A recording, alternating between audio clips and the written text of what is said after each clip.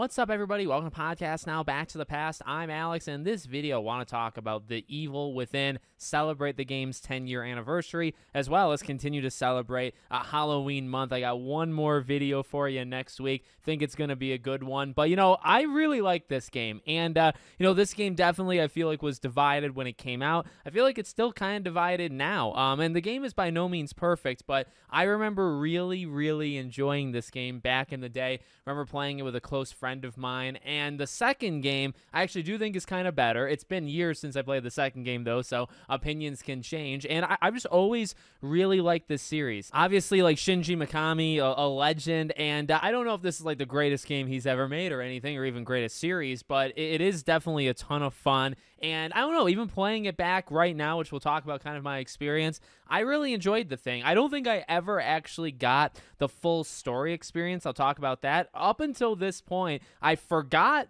/ didn't know that there were even the Kidman DLCs, a year after the game released. So that adds a lot of context. That gives you a lot of stuff on Sebastian. That gives you a lot of stuff on STEM and just all Morbius, all the kind of things that are going on almost behind the scenes, but also kind of right in front of your face. Those DLCs give you a lot of answers to them, and I actually figured this out by just like looking it up online. I've never played them myself, so I wanted to throw that in here, but I really enjoyed my time playing it back then, really enjoyed playing it right now. So let's kind of jump into it, and we're going to kind of break it down, a couple different ways. We'll talk about gameplay kind of first, and, we'll kind of save the story and characters for a little bit later in the video.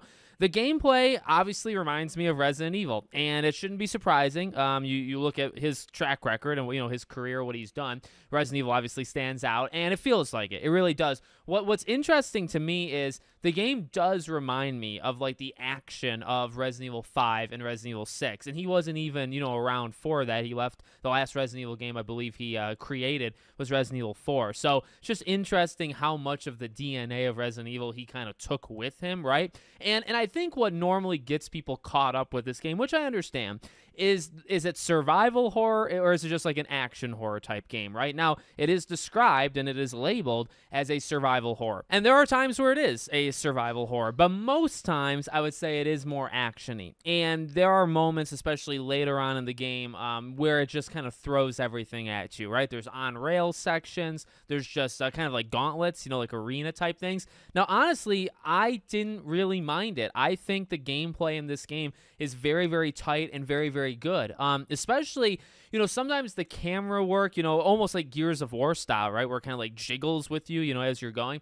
It can be disorienting, and I played this game across, I think, like 3 or so days, and I played like a substantial, I think it took me 10.5 hours to go through this whole game. So I think one day I went through like 5 hours, and I kind of split up the other ones.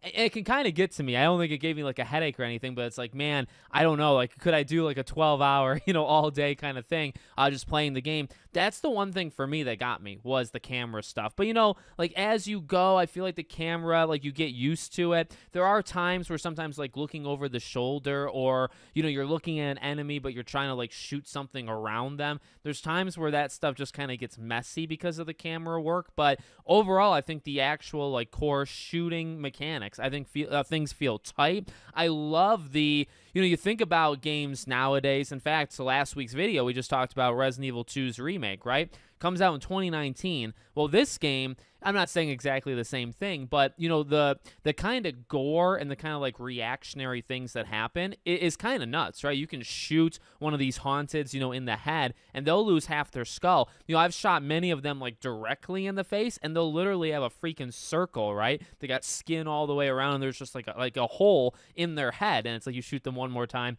and they're dead. Like, you can shoot them in the leg, and they'll fall down. It's got a lot of the, probably like 2020 or maybe 2019, some of that stuff like later on, some of like the new age kind of technology. This game kind of had it too. So I was impressed by that, because the game's already like grimy, like dark and slimy and kind of depressing. And, the enemy designs in this game I think are phenomenally, good. I really, really love them. But it's already like a dark, moody type thing. And then to see what they did, with the actual action and and these things just like bursting. You could shoot somebody and they could lose half of their freaking head. I really liked that. But this is probably where I tend to differ, and this is probably like the main opinion, right, that tends to differ. Like, I really liked Resident Evil 5. Okay, Resident Evil 5 is one of my favorite Resident Evil games, and 6 I feel like now I would like more. At the time, I actually really didn't like 6, and I played about half of it, and I never went back. Still to this day, I've never played all the way through it.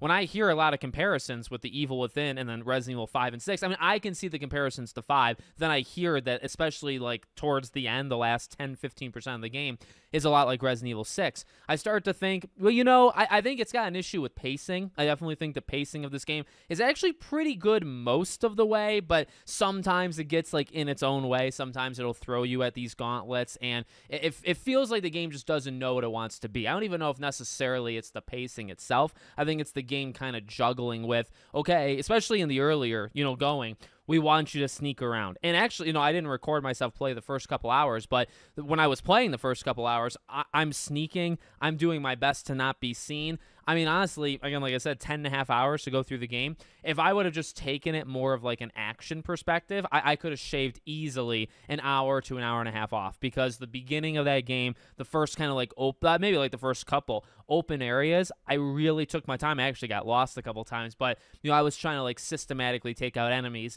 Once I got like midway through, it's like, okay, some of these enemies I'm just going to run by. Other enemies, I'm going to line them up, shoot them all in the head. The shotgun, you can kind of line up and take out a few of them at once. Like, that was kind of my strategy. So I just feel like it was a game somewhat with an identity crisis. And to me, that is the game's biggest weakness. I guess maybe besides like getting used to the camera, I'd say the biggest thing is pacing / the game just not knowing what it wants to be. But again, like, for what it's worth, I actually enjoyed all parts to it. I did get scared. I liked I liked just the premise and the ability for this game to be able to throw you in all of these different situations, right, where you feel like you don't have control, because you don't.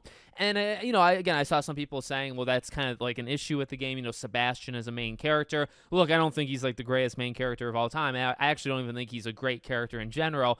But one of the things is, like, he's playing a part, but he's really part of like a bigger thing. He's kind of like an onlooker, an observer, right? And for me, I didn't really mind that all that much. I was kind of trying to take in the storytelling and the different kind of storytelling, which we'll talk about a little bit later. I, again, didn't really mind that all that much, but I really enjoyed the gameplay. Again, it's the reason why maybe I should give RE6 another look, especially nowadays, because I think I'd like it a whole lot more than I did back then, because I just think it's tight. I think it's fun. I think it... for me, at least, and maybe it's because like I'm a baby with horror games, it still captures that feel of horror, where like it's not easy. None of it's easy. Now, maybe as the game goes and some of like the gauntlet stuff towards the end, like the wave kind of thing, maybe then I was starting to get cocky. I was like, okay, I can, you can dodge. And, there's a couple of times, especially with bosses, where you're going to have to feel like cocky and empowered, where, okay, I got to get close. I got to take a couple shots. It's going to lunge at me. I just have to run, and I have to run like a left or a right diagonal type thing, and it'll just narrowly miss me. So you do have to kind of get aggressive at times, but I think the game strikes a good balance of it can still be scary. These enemies are scary looking. Some of them can surprise you. I kind of play with the volume a little bit down, so sometimes I got surprised that an enemy was right next to me. I didn't know. And again, like the way sometimes the game just like organically changes things, you're never fully prepared. Even when I thought I was prepared, and I had lots of ammo like at many different sections of this game, the game almost knew exactly when to throw like an army at me, where I like ran out of things. And then, you're kind of like on your toes and, okay, maybe I'm going to use this bomb to try to take a couple of them out, or light one on fire and maybe that can spread, hit a couple other ones. Like, you have to kind of think of those things. And I really appreciated that. So gameplay for me, gets a thumbs up. I remember enjoying it, back in the day. I definitely enjoyed it now. It takes me back to a good time. Like, again, I like that gameplay style of like RE5, Evil Within. I like it. I'm not saying every game needs to do it, but I'm a fan of it. Then we get to, more of the story, characters kind of setting type thing. And again, I enjoyed it. Now, I guess you could say, well, how much can you really enjoy it, when technically I did not know the full story until probably today, to be quite honest with you. I played Evil Within 1, played Evil Within 2. I felt like I definitely understood the story of Evil Within 2, but I feel like maybe that was a little bit easier. Again, I have to replay it. But, going through 1 again, and, I remember some of the stuff with Ruvik and Stem and, like who's connected and like what's actually going on. I was trying to remember it just like in the beginning of the game. And I remember like even turning to my wife and being like, so wait, I like they're connected to this thing, right? Like it's kind of like a Matrix type situation. I was like, right. And we played Evil Within 2 together. I think she watched me play it, and but I couldn't remember for sure. But I will say this. The storytelling is all over the place, okay? I don't think this is the most well put together story, but I can appreciate some ways that they did it. And I think also, DLC being added onto it, I think it is a very, very cool story. And again, I think overwhelmingly, I can appreciate how it's told, and I think that overtakes any of like the negatives. But no, again, in terms of my own personal experience, I'm into like wacky, weird kind of stories, like the Kingdom Heartses of the world. Really, that's the thing I'm drawn to. Alan Wake, right? Games like that. These are not games that you can just like easily, truly, you can't easily process the story of Alan Wake. You can't easily process Kingdom Hearts, right? You like legitimately have to put time and effort into watching ending explains, watching story explain, knowing the lore, knowing these characters. And Evil Within is not that bad. Honestly, compared to those 2 games, it's not even close. There might be, some additional reading you have to do, primarily because, I think the game generally does an okay job of telling you what's going on. It chooses like odd times to do it, like the childhood mansion, right, of Ruvik is a good kind of area where that really gets you into like his upbringing. And like, because most of the game is about him. Most of the game is him and Leslie and maybe even Kidman to an extent. Sebastian, as I said, like there is an okay amount. The most you get for Sebastian is when you go into those rooms, those, randomly scattered rooms, kick them open, and, you find what tends to be like a police report or a journal or whatever, and then you can enter the mirror, you can upgrade yourself. That's the most you get on Sebastian. And, I remember reading some of these things as the game is going on. I was remembering, yes, remember he has a wife, or he had a wife, had the daughter, daughter died, wife left him, or wife went missing, right, kind of searching for it. And then she's seemingly part of something as well, or maybe she's not actually missing, right? Maybe she's kind of like right there. So that kind of stuff really gets me, honestly. Like I actually really enjoyed how they told Sebastian's story. I'm actually kind of I'm fine with how they told most of the story. Leslie, Joseph, all these characters, because they kind of give you hints. If you're paying attention to it, right, you can kind of tell the kind of switching of reality. But I mean, like the Matrix kind of example is the easiest way to think about it, right? You're put in basically this program, which is the brain of him, and he's basically trying to recreate a world where his sister, lives instead of dies. She is there, but she's like that creature that gave me a lot of problems, especially in the later part of the game. And you're there and you're kind of messing things up for him, but that's kind of why he has complete control. So, it's not brainwashing, but, it's about kind of breaking through that system and, taking him out. And, you got double agents, with Kidman, and you got kind of a situation where if you die there, you die in the real world kind of thing that goes on a couple different characters.